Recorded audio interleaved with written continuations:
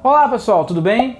Essa semana começou com uma série de notícias muito interessantes na área de astronomia e astrobiologia, que levantaram uma importante pergunta: será que existe vida em Vênus? É sobre isso que vamos falar no vídeo de hoje.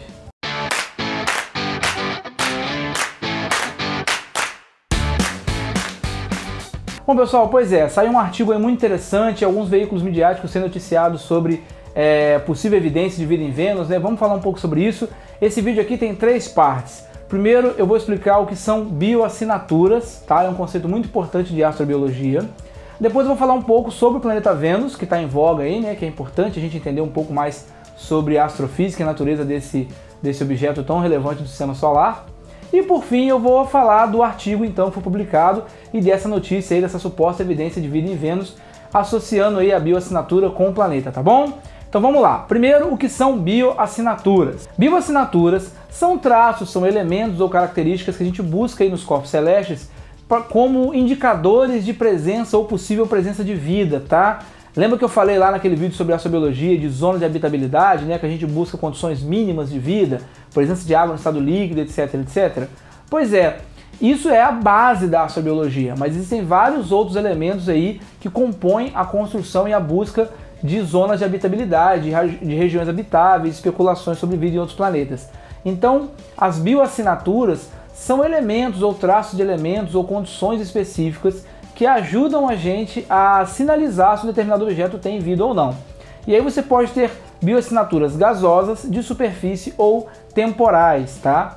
Gasosas, como o nome já diz, né, são assinaturas químicas de determinados gases ou moléculas que, quando presentes, podem sinalizar a possível existência de vida. Bioassinatura de superfícies são determinadas características na superfície de um objeto que podem afetar a assinatura química que você obtém desse objeto. Eu não vou falar nesse vídeo aqui sobre espectroscopia e como que a gente detecta determinadas características de corpos celestes, né, como elementos químicos, porque não é o escopo desse vídeo, ia ficar muito técnico, mas eu posso fazer um vídeo só sobre isso.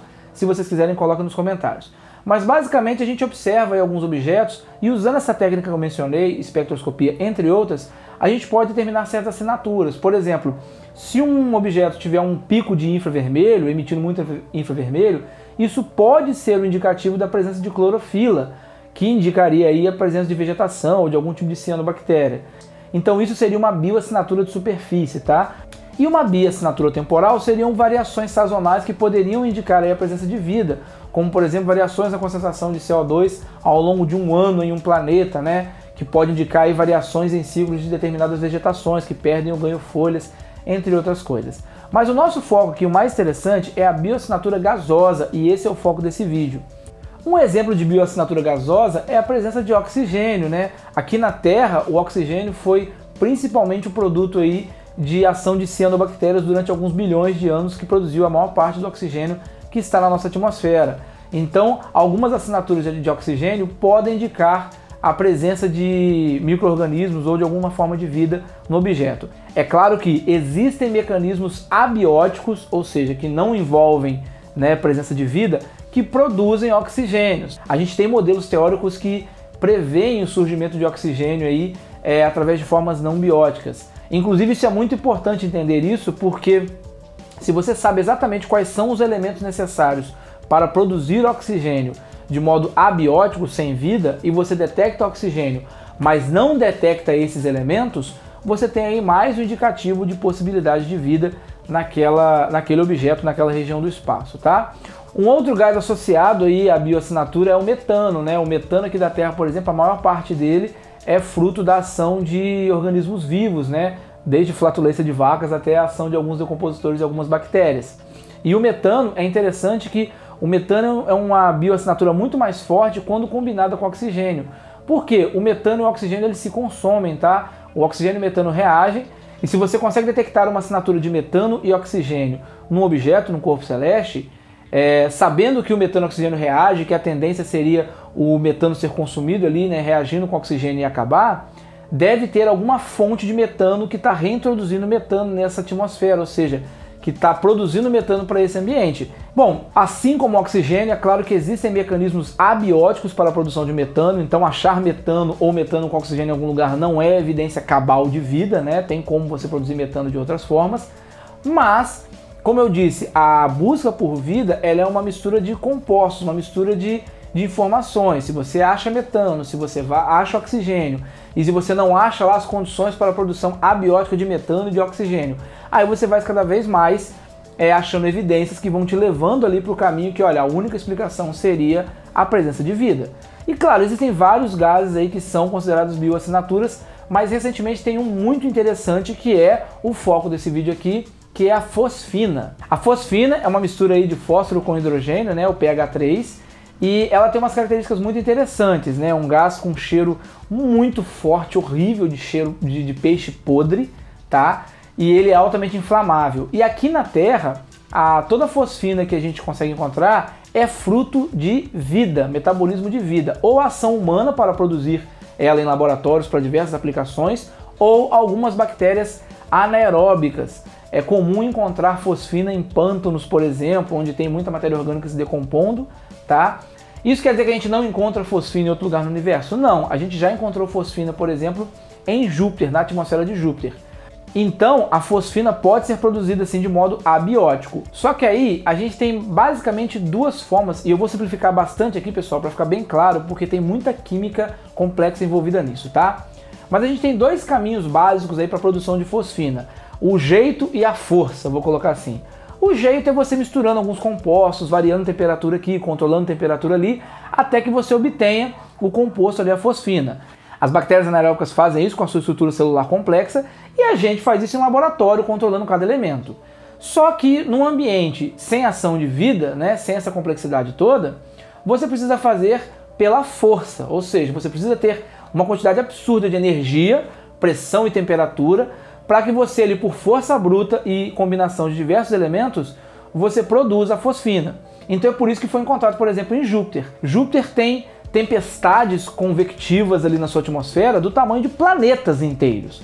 E nessas tempestades, nesses turbilhões atmosféricos, você tem um regime de pressão, temperatura e energia suficientemente intenso para produzir fosfina na força bruta, na porrada. Mas sem esse regime de altas energias, alta pressão, alta temperatura e altas convoluções, não tem nenhum modelo até hoje desenvolvido por nenhum tipo de estudo de química que consiga explicar a produção de fosfina sem que seja assim, ou por toda essa força bruta aí de altíssimas energias e temperaturas e condições adversas, ou por ação de vida, intervenção humana em laboratórios ou bactérias, né? Bactérias que a gente encontra aqui na Terra. Então a fosfina é um ótimo indicador, né? Uma ótima bioassinatura por causa disso, porque salvo em regimes de energias de atmosferas de gigantes planetas gasosos como Júpiter, que é quase o tamanho de uma estrela, ou com a presença de vida, você não teria produção de fosfina. Então encontrar fosfina em algum objeto que não tem as condições aí como Júpiter, né, aquelas condições absurdas, seria um indicativo do outro caminho de produção de fosfina, que é a presença de vida. Então guarda essa informação e vamos para a segunda parte do vídeo. Agora vamos falar de Vênus.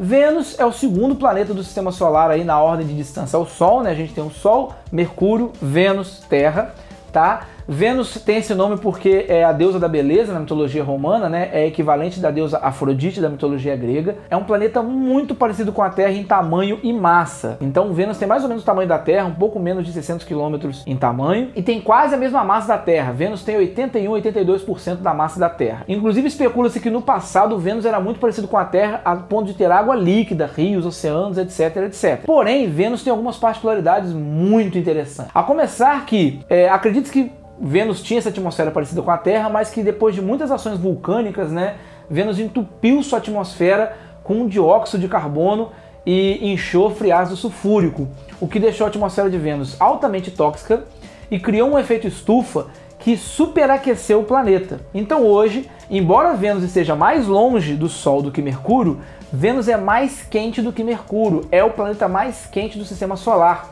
A temperatura próxima da superfície de Vênus é em torno de 460 graus Celsius.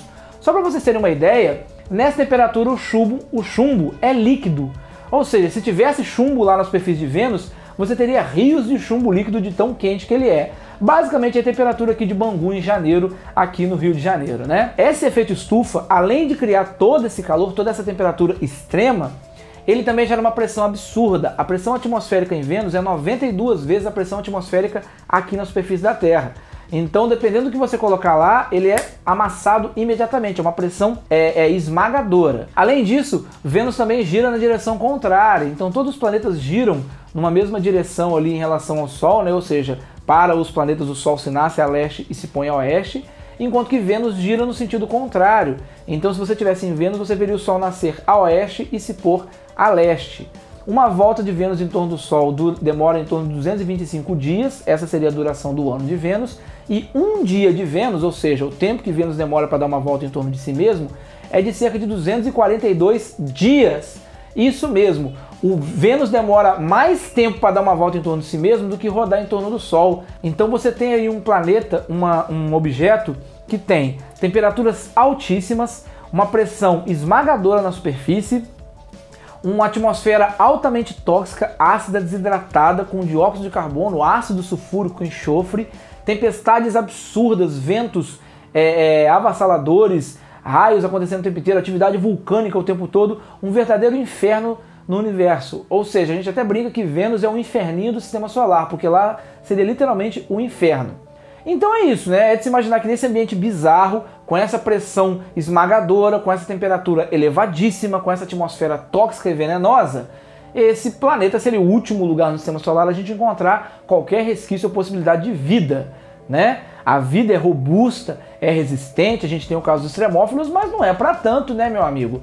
Mas aí, semana passada, foi anunciado aí na comunidade astronômica que viria uma revelação impactante na área da astrobiologia. E a gente começou a especular o que poderia ser, né? A revelação aconteceria agora dia 14 de setembro aí, nessa segunda-feira. Foi detectado fosfina em Vênus. Fosfina, que eu falei no começo do vídeo, aquela ótima bioassinatura que salva um sistema bizarro e complexo e altamente energético como o de Júpiter ou de Saturno, você só encontraria como fruto de vida. Achamos uma quantidade razoável de fosfina em Vênus. E foi isso que deixou todo mundo alarmado, porque a fosfina é uma bioassinatura, ou seja, bom, a gente não consegue explicar até agora o surgimento de fosfina num ambiente de planeta rochoso como Vênus, a não ser usando vida microbiana ou vida inteligente manipulando elementos. E você detectar fosfina lá então seria supostamente evidência de vida em Vênus. Essa foi a grande notícia aí, e tem mais, tá? Deixa eu falar algumas coisas interessantes aqui. A atmosfera de Vênus, ela, à medida que você vai subindo, né, você sai do solo e vai subindo para o espaço, ela vai baixando a temperatura, como na maioria dos planetas, né? Quando você vai se afastando do solo, vai ficando mais frio, tá? Além disso, tá, a atmosfera desenvolve ali algumas correntes convectivas. Para quem não sabe, correntes convectivas são correntes de ar circulando por diferenças de temperatura, tá bom? E existe um tipo de corrente convectiva chamada ciclos de Hadley, ou círculos de Hadley, que são correntes que acontecem geralmente perto do equador de um planeta, que levam aí temperatura, né, troca de calor entre o equador e latitudes maiores, ou seja, pontos mais afastados do equador. Em Vênus também há essas células de Hadley e elas se estendem do equador ali até uma latitude de 60 graus. E por que isso tudo é relevante? Por que eu estou falando isso? Porque existem alguns estudos, já foi sugerido por alguns estudos que simularam ali diferentes situações ou especularam sobre a possibilidade de vida num sistema similar como o de Vênus, que as regiões ali próximo do centro, né, as regiões mais centrais ali das células de Hadley, ofereceriam ali um ambiente mais estável para a manutenção de vida, com um tempo de circulação adequado para a reprodução de alguns micróbios análogos ao que são encontrados aqui na Terra. E por que isso é relevante, né? Porque a região onde foi localizada a maior quantidade de fosfina na atmosfera de Vênus condiz com esse modelo, ou seja, você tem a maior concentração de fosfina ali nessa região com essas limitações de latitude, próximo ali dos centros dos ciclos de Hadley, onde você teria ali as melhores condições possíveis dentro desse ambiente inóspito para abrigar a vida. E, por exemplo, nas regiões próximas dos polos de Vênus, onde você teria um ambiente mais inóspito ainda, não foi encontrado quase nenhuma assinatura de fosfina. Ou seja, você não tem fosfina presente em situações onde você poderia descartar qualquer possibilidade de ter vida. Então, isso é interessante, isso chama atenção, né? Claro, é muito excitante. Mas a gente tem que tomar cuidado aqui, é importante ter uma cautela científica. Por quê? Tudo isso significa que a gente encontrou forte evidência de vida em Vênus? Não, tá? Não. O que nós encontramos foi um problema químico muito complexo. Nós achamos um composto químico para o qual a gente não consegue explicar a origem naquela condição sem ser com a presença de vida. É mais provável assumir que deve existir aí um fenômeno fotoquímico ou geoquímico extremamente complexo que produz essa fosfina de modo abiótico, mas que a gente ainda não descobriu, não construiu esse modelo, né? Afinal de contas, a gente está sempre aprendendo. Então, eu vou ler aqui um trechinho da conclusão do artigo para deixar clara essa ideia, para as pessoas não pensarem que o que eu estou falando aqui é que achamos vida em Vênus, tá? Vamos ler essa conclusão juntos. Olha só. Mesmo se confirmado, enfatizamos que a detecção de pH3, que é a fosfina, não é evidência robusta para a vida, apenas para a química anômala e inexplicada. Ou seja, achar a fosfina lá indica apenas que há um problema na ciência a ser resolvido, que é explicar a origem dessa fosfina. Ou seja, o que foi detectado lá é um problema, né? Um problema da ciência que precisa de uma solução, como essa fosfina surge lá. E o artigo continua. Existem problemas conceituais substanciais para a ideia de vida nas nuvens de Vênus, como o ambiente extremamente desidratante e hiperacídico. Ou seja, o ambiente lá na atmosfera de Vênus é superácido, é desidratante, é muito quente, é muito inóspito.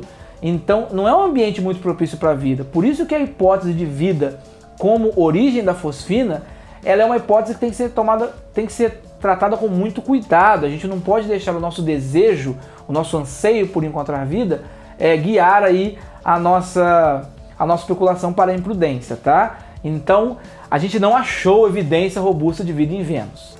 Então, o que essa descoberta significa? Essa descoberta significa que a gente precisa investigar melhor Vênus, a gente precisa investigar mais o planeta Vênus, porque está acontecendo algo ali que a gente não sabe o que é. Pode ser evidência de vida, pode ser um processo abiótico muito complexo que até agora a gente ainda não entendeu como é, a gente precisa entender, precisa construir. E aqui eu vou fazer um comentário pessoal, tá? A ciência é feita assim de ceticismo, é importante ter cautela, pensamento crítico, a gente não pode sair aí se empolgando com ideias só pelo desejo emocional. Mas ela também é feita de paixão e de empolgação. É importante se empolgar quando o resultado é fascinante, e esse resultado é fascinante. Tá? A gente descobriu uma substância que gera um problema que precisa de explicação, uma explicação que a gente não tem. Isso é excitante. Se essa explicação vier de um modelo químico abiótico, se a gente conseguir explicar a fosfina de uma forma abiótica, a produção de fosfina de uma forma abiótica, é excitante pra caramba porque a gente descobriu uma modelagem química que a gente desconhecia. Conhecimento novo foi gerado. E se for comprovado, confirmado com várias outras observações e dados e evidências que a produção é a presença de micro-organismos na superfície, na atmosfera de Vênus, então também é excitante porque a gente achou vida fora da Terra. Isso é maravilhoso, isso é fascinante. Então assim, é claro que a possibilidade de ser um mecanismo abiótico que a gente não conhece ainda, que está produzindo essa fosfina, é de 99%, tá? Mas aquele 1% me deixa empolgadíssimo. É o que me deixou animado o dia todo, lendo o artigo que foi publicado na Nature e outros artigos subsequentes para me informar mais sobre o assunto e que me empolgou para fazer esse vídeo. Porque existe sim uma remota possibilidade de 1% ou de menos de 1% de que esse foi o primeiro passo, a primeira evidência que vai levar a gente numa série de investigações que pode ser a primeira detecção de vida fora da Terra. E isso é espetacular, isso é maravilhoso. Então é isso, pessoal, eu fiquei muito animado com essa descoberta, eu espero que eu tenha conseguido transmitir para vocês a grandiosidade desse resultado, apesar de todo o sensacionalismo que pode ser feito em cima disso e de toda a cautela que é necessária ter, tá bom? Muito obrigado pela atenção, coloca nos comentários o que vocês acharam, curta, compartilhe, se inscreva no canal e até a próxima!